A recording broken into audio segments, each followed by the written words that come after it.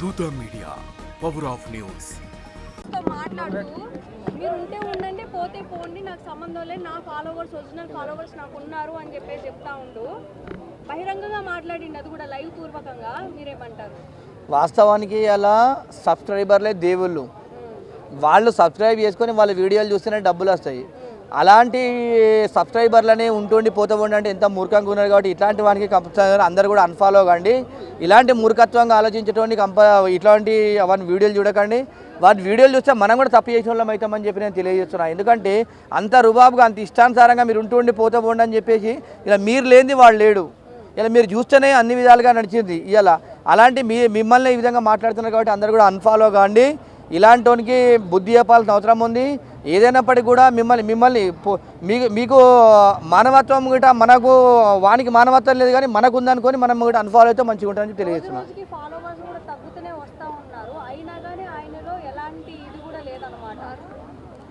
ఏదేమైనప్పటికీ కూడా ఇంకా కూడా తగ్గిపోవాలి. ఎందుకంటే ఇలా ఏదేమైనప్పుడు కూడా మాట్లాడే మాటలు లేదు. మంచిగా మాట్లాడుతున్నావు, మంచిగా అనుకుని అందరూ సబ్స్క్రైబ్ చేసి నీ ఛానల్ని అంత హైప్ చేసారు. అంటే నువ్వు ఇష్టానుసారంగా మన భారతీయులు మన ఇండియానే చూస్తారు.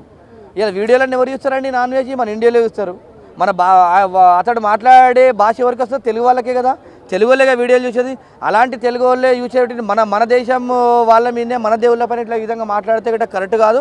ఇలాంటి వాని వీడియోలన్నీ కూడా బ్యాన్ చేయాలి. గవర్నమెంట్ కూడా వీనిపైన చర్యలు తీసుకొని కఠినంగా శిక్షించాలని తెలియజేస్తున్నాను. ఇంతకుముందుకు ఐబొమ్మ రవిని వాళ్ళ భార్య సహాయంతో తీసుకొని వచ్చారు అక్కడ నుంచి. ఇప్పుడు కూడా నామినేషన్ని ఎవరి ద్వారానైనా తీసుకొచ్చే అవకాశం ఉంది.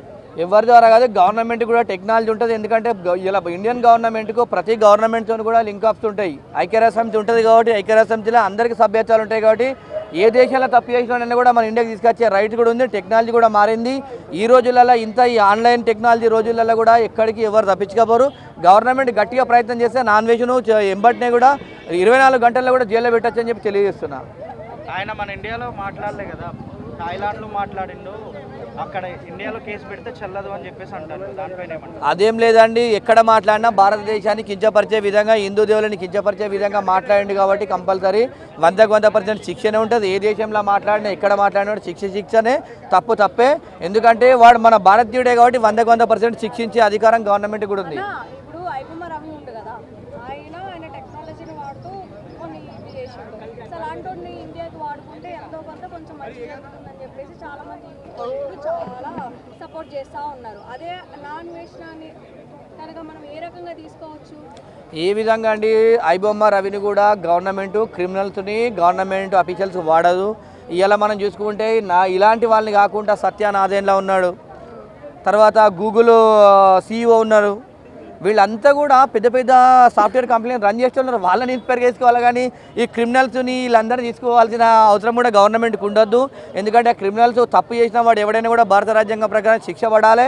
ఇలా ఇండియన్ కంపెనీలు మరి సుందర్ పిచాయి కానీ వీళ్ళందరికీ అనేక మంది గూగుల్ కానీ తర్వాత సత్యనారాయణ వీళ్ళంతా ఉన్నారు. కాబట్టి వీళ్ళందరూ కూడా మంచి ప్రైవేట్ కంపెనీలు లీడ్ చేస్తున్నట్టు అలాంటి వాళ్ళని తీసుకోవాలి కానీ ఈ క్రిమినల్స్ వీళ్ళని తీసుకుంటే గిట్ట దేశ ప్రజలు ఒప్పుకోరు, గవర్నమెంట్ కూడా ఒప్పుకోరని చెప్పి నేను తెలియజేస్తున్నాను. For more updates, please subscribe Dutha Media.